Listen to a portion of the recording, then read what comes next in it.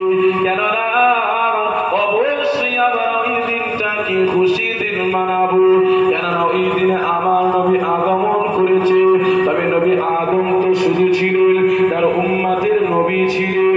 আল্লাহ পাক তাআলা যিনি আগমনটাকে ঈদের দিন মানায়, আর আমার হাবিবুল্লাহকে আল্লাহ শুধু উম্মতের নবী করে বানায় না, আল্লাহ আমার হাবিবকে গোটা মানব জাতির জন্য উম্মতে মুহাম্মদুর রাসূলুল্লাহ আমার আল্লাহ আমার হাবিবকে শুধু দুনিয়া নবী করে পাঠায় না, আল্লাহ আমার হাবিবকে আসমানের নবী করে বানিয়েছে।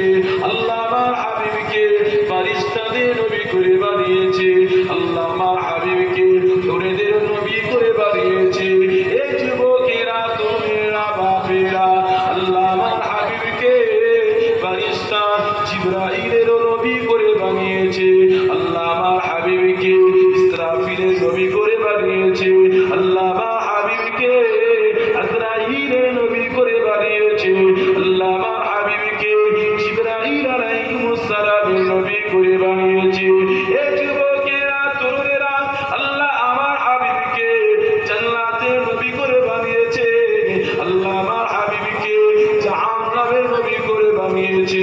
শুধু তাই নয়, আল্লাহ আমার হাবিবকে নবী আদমেরও নবী করে বানিয়েছে।